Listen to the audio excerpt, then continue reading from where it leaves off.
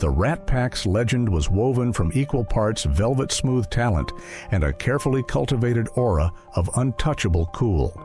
But behind the stage lights and casino glamour lay a far more dangerous game, one played in whispers with men whose power came not from applause, but from fear. And the gravest scandals of this era emerged from the perilous intersection where the kings of show business met the shadowy kings of organized crime, drawing its inner circle into the relentless gaze of the FBI and a web of loyalty, business, and betrayal that would define their legacies far beyond the spotlight. Peter Lawford. Peter Lawford's connection to the Rat Pack's Mafia scandals was not through direct friendship with gangsters, but through his role as the crucial, glittering link to political power, a link the mob was desperate to exploit. As the brother-in-law to President John F. Kennedy, Lawford was the Rat Pack's ticket to Camelot.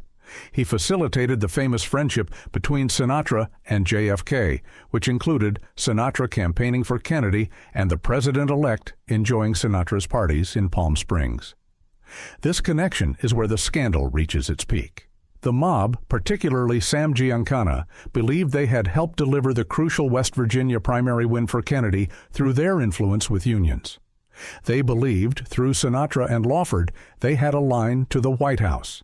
Sinatra, expecting to host the president at his Palm Springs home in 1962, even built a helipad. The seismic scandal erupted when Attorney General Robert Kennedy, waging a fierce war on organized crime, discovered the depth of his brother's connection to Sinatra and, by proxy, to Giancana. Furious, he demanded a clean break. President Kennedy canceled his stay with Sinatra, opting instead to stay with Bing Crosby. The snub was brutal and public.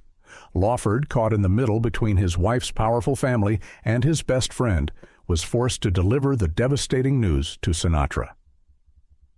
The fallout was catastrophic for Lawford. A furious Sinatra severed all ties with him, blaming him for the betrayal.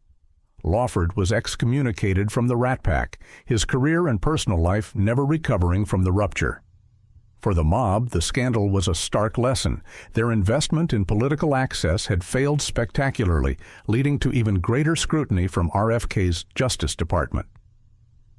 Lawford became the collateral damage in a high-stakes game between political royalty and organized crime, a handsome pawn whose value vanished the moment the connection turned from an asset to a liability. Shirley MacLain. Shirley MacLain occupied a unique, adjacent space in this world. She was never implicated in business dealings or accused of being a mob associate. Her involvement in the Rat Pack Mafia scandals was purely through proximity, friendship, and a few chilling brushes with the reality of her brother Warren Beatty's own dangerous entanglements. As a member of the wider Rat Pack social circle and Frank Sinatra's occasional co-star and friend, she was a witness to the ecosystem.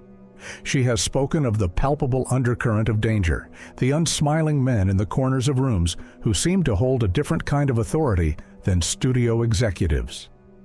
Her most direct brush with scandal came via her brother's infamous relationship. In the early 1960s, Warren Beatty began a volatile affair with the actress and showgirl Judith Campbell Exner. Unbeknownst to Beatty at the time, Exner was also the mistress of both Frank Sinatra and Chicago mob boss Sam Giancana, and served as a secret courier between Giancana and President John F. Kennedy. When this labyrinthine web of sex, politics, and crime began to unravel in the press and Senate investigations, MacLain's family was tangentially touched by the fallout. She found herself fielding questions, not about her own actions, but about her brother's taste in companions and the sinister circles it revealed. MacLain's role in this saga is that of the insightful observer. She was close enough to feel the chill, but removed enough to avoid the heat. In her memoirs, she captured the era's dark glamour, writing about the understanding that certain topics were never discussed, certain questions never asked. Her adjacency underscores a critical point. The mob's shadow in Hollywood was so long that even those who kept their hands clean knew its temperature and understood the unspoken rules that governed their most powerful friends' lives. She represents the countless others in the orbit who saw, knew, and chose the prudent silence that the era demanded. Sammy Davis Jr. Forrest Jr., the mob connection was a complex dance of survival, acceptance, and profound personal risk. As a black man in a predominantly white entertainment world and within a criminal underworld known for its deep-seated racism, his position was uniquely perilous. His involvement with the Rat Pack and its Mafia adjacents was less about business and more about protection and patronage. In the segregated Las Vegas of the 1950s and early 60s, Davis could headline the Copacabana, but he couldn't stay in the hotel rooms upstairs or gamble on the casino floor. The mob, which controlled many of these venues, made exceptions for him because he was a superstar who made them money. They were his unlikely, morally ambiguous protectors. This relationship exploded into scandal in 1959. Davis had begun a highly publicized romantic relationship with Swedish actress May Britt, a white woman. Interracial marriage was illegal in 31 states and social dynamite. Davis received death threats from racists and the KKK. It was then, according to many accounts, that mob figures stepped in. Frank Sinatra, with his own deep ties, is said to have offered Davis the ultimate shield, the implicit protection of organized crime. The message was sent to those making threats. Sammy Davis Jr. was under their protection. The scandal was twofold: the public furor over his interracial marriage and the whispered truth about who was ensuring he survived it. Later, Davis's financial dealings skirted dangerously close to the mob's orbit. He invested in a Broadway show, Golden Boy, with money that, according to FBI files, was suspected to have been funneled from mob-controlled Teamsters Union pension funds. Davis was never charged, but the suspicion clung to him. His Mafia saga is the most tragic and layered. He needed the mob's muscle to defy racist laws, yet that very alliance created a different kind of bondage. It was a devil's bargain that offered safety while ensuring he could never fully escape the shadowy world of his powerful, dangerous friends. Frank Sinatra. The chairman of the board was not just involved, he was the nexus, the golden bridge between the glittering world of celebrity and the shadowy empire of organized crime.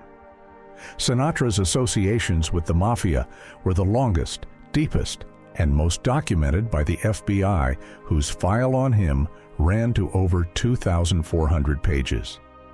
It began early, with friendships from his Hoboken roots and his meteoric rise, aided by rumors of mob muscle helping to break his early contracts.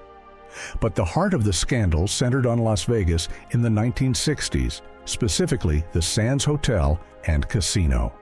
Sinatra wasn't just a headline act, he was a part owner, and one of the other major hidden owners was Chicago mob boss Sam Giancana.